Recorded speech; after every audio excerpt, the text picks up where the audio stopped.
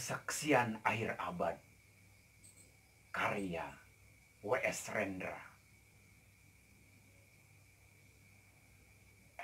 Ratap tangis menerpa pintu kalbuku. Bau anyir darah mengganggu tidur malamku. Oh, tikar tapakur. Oh, bau sungai Tohor yang kotor. Bagaimana aku akan bisa membaca keadaan ini? Di atas atap kesepian nalar pikiran yang digalaukan oleh lampu-lampu kota yang bertengkar dengan malam. Aku menyerukan namamu, wahai para leluhur Nusantara. Oh, sanjaya leluhur dari kebudayaan tanah. Oh, Purnawarman leluhur dari kebudayaan air. Kedua wangsamu telah mampu mempersatukan budaya tanah dan air. Oh, Resi Kuturan. Oh, Resi Nirartu. Empu-empu tampan yang penuh kedamaian telah kamu ajarkan tatanan hidup yang aneka dan sejahtera, yang dijaga oleh Dewan Hukum Adat.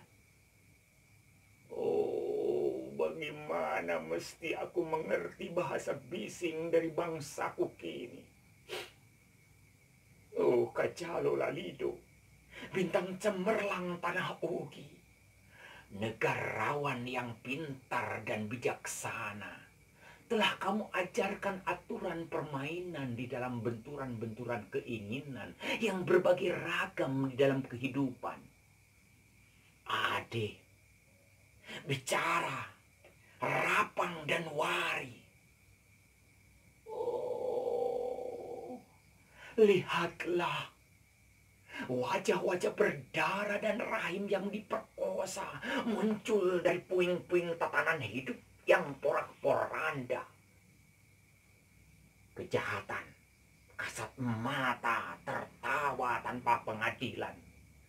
Kekuasaan, kekerasan, berak dan berdahak di atas bendera kebangsaan.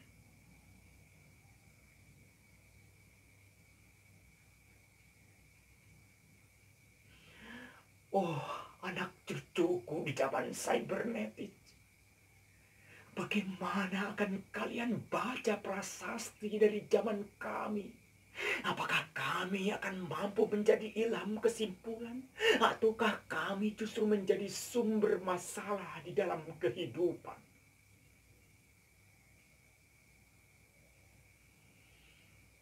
Dengan puisi ini aku bersaksi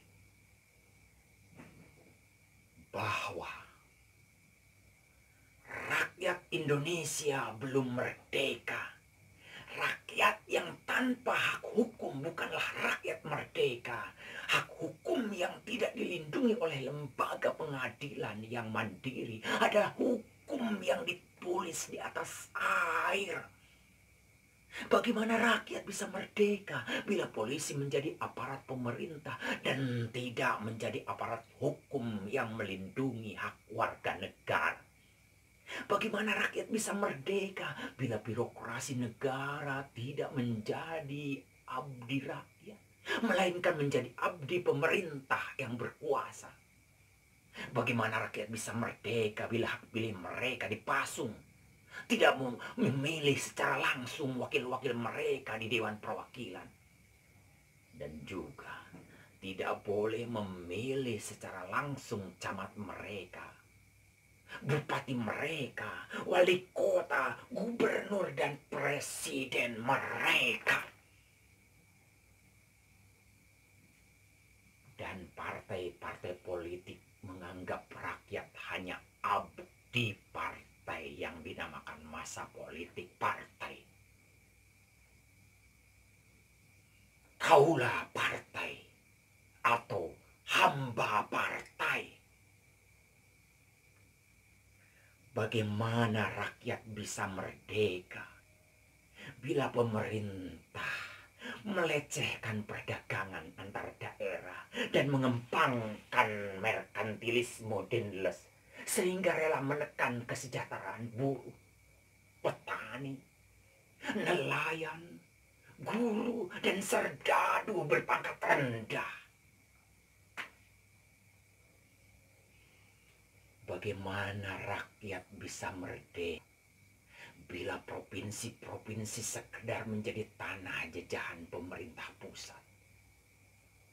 Tidak boleh mengatur ekonominya sendiri, tatanan hidupnya sendiri, dan juga keamanannya sendiri. Ayam, serigala, macan, ataupun gajah, semuanya peka pada wilayahnya. Setiap orang juga ingin berdaulat di dalam rumah tangganya. Setiap penduduk ingin berdaulat di dalam kampungnya. Dan kehidupan berbangsa tidak perlu merusak daulat kedaerahan. Hasrat berbangsa dan naluri rakyat untuk menjalin ikatan daya cipta antar suku yang penuh keanekaan kehidupan, dan memaklumkan wilayah pergaulan yang lebih luas untuk merdeka bersama. Tetapi lihatlah selubung kabut saat ini: penjajahan tatanan uang, penjajahan modal, penjajahan kekerasan senjata, dan penjajahan oleh partai-partai politik masih merajalela di dalam negara.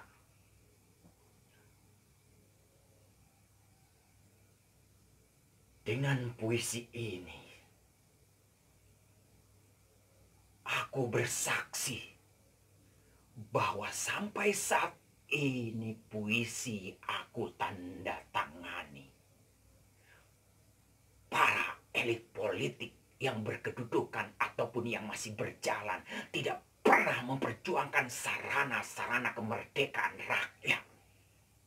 Mereka hanya rusuh dan gaduh memperjuangkan kedaulatan golongan dan partainya sendiri. Mereka hanya bergulat untuk posisi sendiri. Mereka tidak peduli kepada posisi rakyat, tidak peduli posisi hukum, posisi polisi, ataupun posisi birokrasi. Dengan prinsip, mereka akan mendaur ulang malapetaka bangsa dan negara yang telah terjadi. Oh, Indonesia. Indonesia, negara yang kehilangan makna. Rakyat sudah dirusak tatanan hidupnya. Berarti sudah dirusak dasar peradabannya. Dan akibatnya dirusak pada kemanusiaannya. Maka sekarang negara tinggal menjadi peta. Itu pun peta yang lusuh dan hampir sobek pula. Pendangkalan kehidupan bangsa telah terjadi. Tata nilai rancuh, dusta, pencurian, penjarahan, dan kekerasan halal. Manusia sekedar semak belukar yang gampang dikacau dan dibakar. Paket-paket pikiran murah dijajakan. Penalaran amanah yang salah mendorong rakyat terpecah belah. Negara tak mungkin kembali diutuhkan tanpa rakyatnya dimanusiakan. Dan manusia tak mungkin menjadi manusia tanpa dihidupkan hati nuraninya. Hati nurani adalah hakim adil untuk diri kita sendiri. Hati nurani adalah sendi dari kesadaran akan kemerdekaan pribadi. Dengan puisi ini, aku bersaksi bahwa hati nurani itu meski dibakar tidak bisa menjadi abu. Hati nurani senantiasa bisa bersemi meski sudah ditebang putus di batang. Begitulah fitrah manusia, ciptaan Tuhan yang Maha Esa.